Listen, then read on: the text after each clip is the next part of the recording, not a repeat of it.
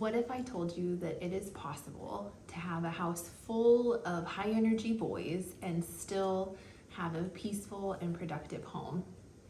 What if I told you that I currently have 5 boys, ages 9 and under, in this very home at this very moment, and it is peaceful and quiet and productive, and they're still having fun? Would you believe me?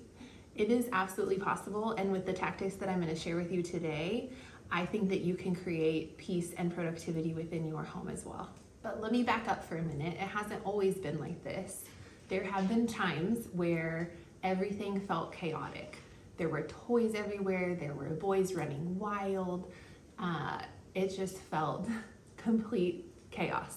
And don't get me wrong, there are moments where that still happens, but because of the systems and the routines and the tactics that I'm going to share with you today, we have been able to create a home where everyone knows what is expected, and everyone is contributing, and everyone is enjoying themselves in a peaceful home.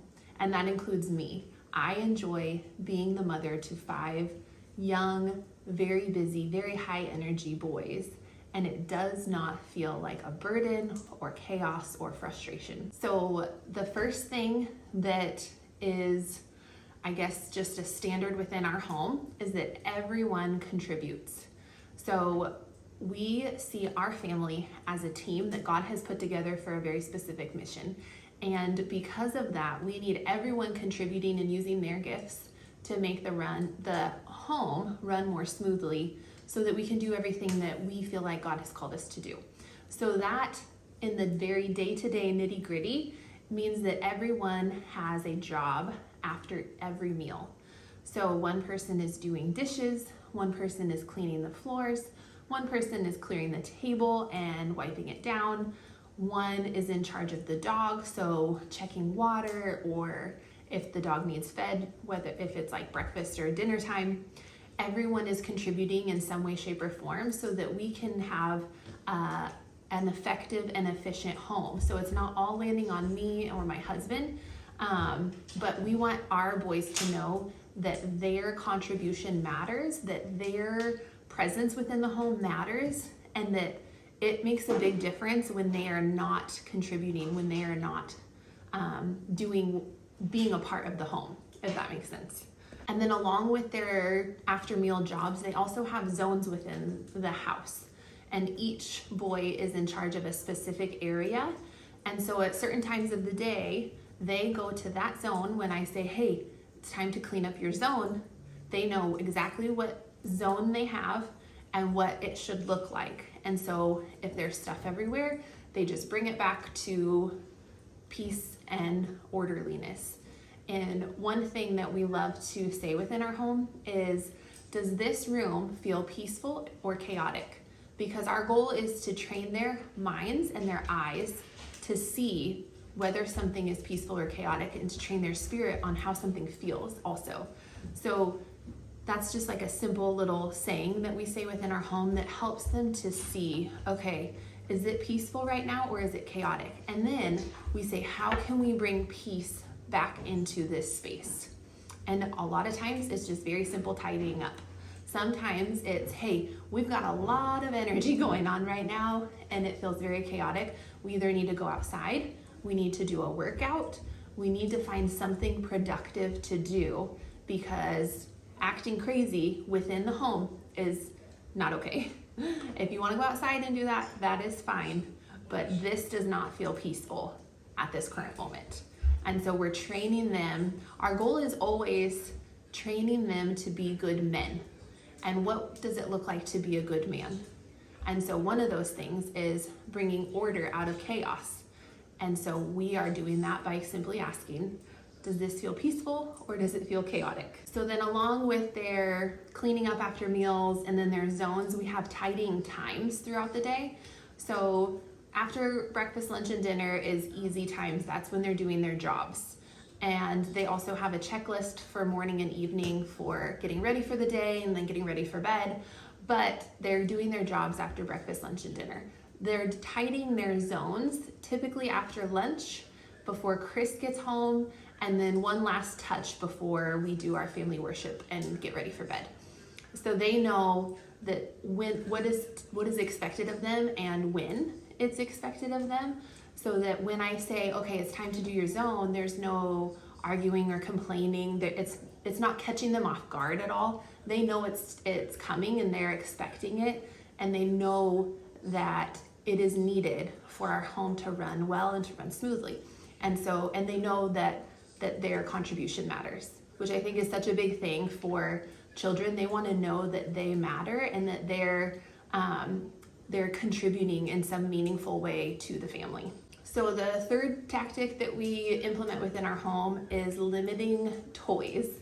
And this might be controversial for some. I don't know. Maybe this is not, but we don't keep a whole heap of toys within our house. Our house is not filled to the brim with every wall with some kind of toy. We just don't do that. That feels very chaotic for me, and it feels chaotic for the kiddos too. When kiddos have too many toys, they just get overwhelmed by them and they don't end up playing well with any of them. So our goal is to limit them to things that work well for all of our kiddos, from 9 down to 1.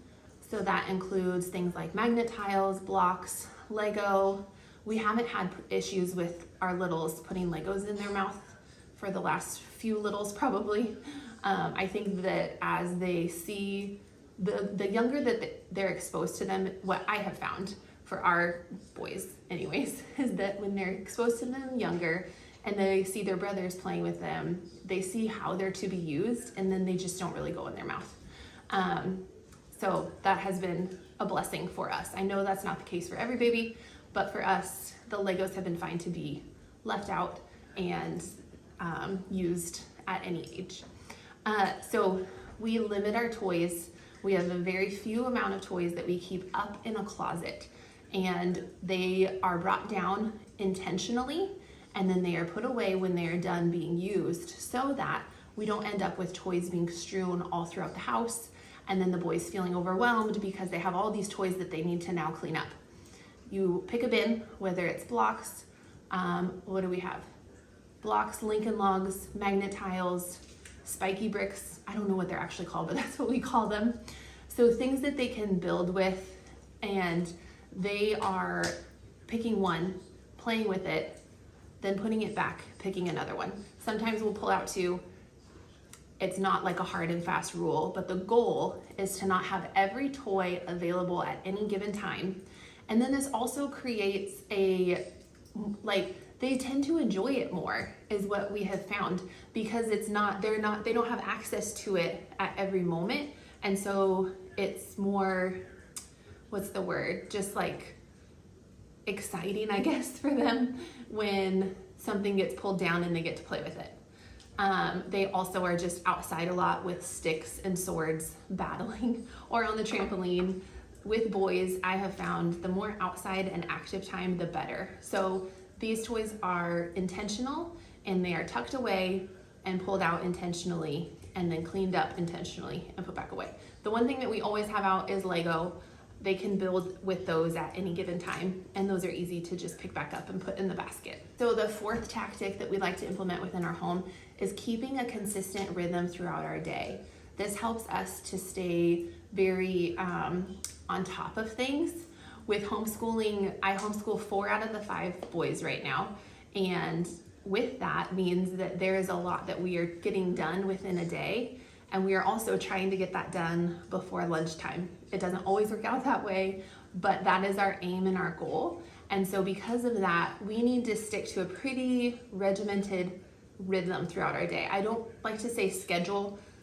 Everything tends to land within a half hour of each other, but it is more of just a rhythm and a flow throughout our day, so that everyone knows what is expected of them at any given moment in the day, and there's no surprises, and we're able to get done the things that we need to get done, and it doesn't feel like chaos. And then number 5 that goes along with keeping the rhythms is having consistent bedtimes, wake times, and rest or nap times.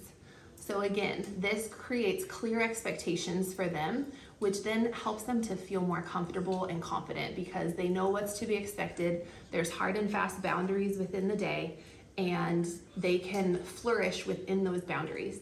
So they're allowed to wake up at a certain time.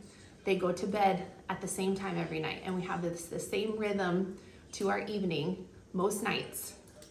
We try to be home most nights so that this is just a consistent thing. And then nap and rest time are consistently the same as well. So that is how I'm able to do things like this, or work on other projects that I enjoy, learn new sourdough recipes, anything that I'm wanting to learn or try, any writing that I want to do, reading. I know that in the middle of the day, it will be quiet within our home, and I will have a couple of hours to either nap, which I do most days, or cook dinner. If we're gonna be out the afternoon, then I like to prep dinner at nap time, or read a book, or do something like this, work on a fun project. That all happens midday because I know that we will always have a quiet time.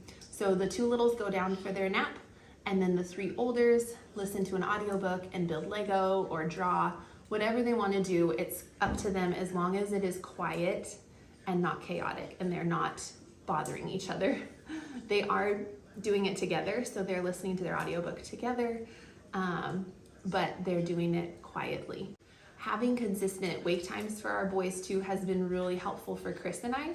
We have found that if we can just have a little bit of quiet time in the morning, it gives us so much more energy throughout the day than if we were to wake up with the kiddos and just get going. Because if you have kiddos, you know that once they are awake, they are ready to go for the day. I mean, I guess I can only speak for my 5 boys, and that is very much how it is. They're ready to go.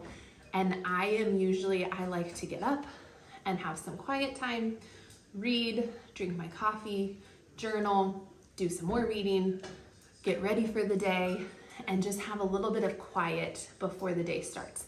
That just sets me up for success so that I am ready to take on the day and get everything done that needs to get done and have the energy to match these boys.